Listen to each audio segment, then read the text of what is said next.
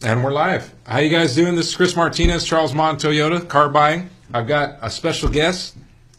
Special guest, second time, we're back. James DiMeo. James DiMeo. How you doing? Good. And last time we talked about millennials, right? Okay. And we didn't really quite dig too deep into it, right? I know you said, you know what, Chris? I mean, you said you put me on the spot a little bit, which I'm fine with. So let's There's talk a couple about focus points that I wanted to talk about last time that we didn't really get into because we're trying to, keep it short and sweet. But yeah, so let's get into it. Let's do it, man. So what's up? What are we talking about today? Millennial talk. Millennial talk. So this, I guess, pertains to you salespeople out there, not necessarily the customer in this particular segment, but being your authentic self. If you're new to the car business, be you. And the reason being is people can feel when you're not, is how I feel. And so for me, throughout all of my 6 years of selling cars, 11 years now. Whoa, 11 years now. Yeah, you're old now, bro. I mean, even though millennial, it's not, you're not. I know, 32. I'm like right on the cusp. You're right there, bro. But I'm okay with it because I think the thing with millennials. But that's what's so even us talking right now, the genuine part, people can know, like, hey, these are real people. We're not actors. We don't claim to be actors. The same thing we're talking about when you're selling, right? Yeah. So if you're a sales professional. Well, and if you're not a professional yet, it all takes time. In any industry you're in, it takes time to become a professional. But don't pretend like it because your customers can get that feel for you, Now, that's for you salespeople. When it comes to the millennial buyers, though, we talked about process and setting the expectations properly. And I think that's important for all generations. It's not just millennials, but being a millennial, it's about instant gratification, right? So one thing I would say to you salespeople out there is put a lot of emphasis in doing a proper needs analysis. Just trying to figure out like where they're actually guiding them into the path of the sale. Exactly. Right? Well, and with your needs analysis, if you do a daily lot walk, which I recommend it's doing the right thing for the customer, right? So a lot of times customers don't really know what they want when they come in. They just say, hey, look, I've got a problem, right? I need to go in and fix it, but what do I want?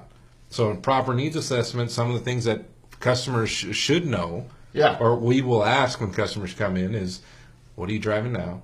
What are your plans for your current vehicle, right? Yeah, what do you like about your current vehicle? What do you like about your current vehicle? What features and benefits are important to you? Yeah. And these are important because when you have over 400 pre-owned vehicles in our inventory, right, it helps us help you find the right vehicle that's going to fit your budget and needs, right? Well, we're in a different scenario than most dealerships because of our inventory, but even if you do have a smaller size lot, it's still smart to do, and reason being is because then you're able to find your customers' hot buttons too, and then when doing your trial closes or anything of that sort, you have the ability to talk about those things. So as a customer, though, and trial closes, all we're trying to do is figure out, is this the right vehicle for you? Yeah, exactly. Right? So we'll ask you questions. So this is you as a customer looking into us as car guys and what goes on behind it, And I think sometimes, look, a lot's changed over the past, 15 to 20 years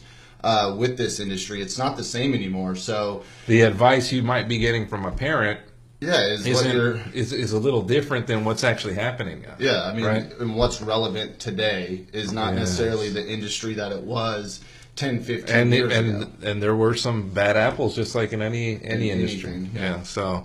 But those are kind of some of the takeaways that you can take away from it. Yeah, totally. Well, and when it comes to going into a dealership, your wall doesn't have to be up. You're protected by so many different things now. Look, if you have financing already set up, your lender is going to protect you, right? They do. Okay, so don't have your wall up. Tell us what you're looking for so that we can try to help facilitate getting you into the right car, right? And it's scary. I understand. You're going to make a big purchase, right? Yeah. People are like, hey, you know what? I got to spend a lot of money. We get it, right? So what we're doing is trying to help you facilitate. Well, and there's two major purchases, a home and a car. And I can, from experience, I just bought my first home.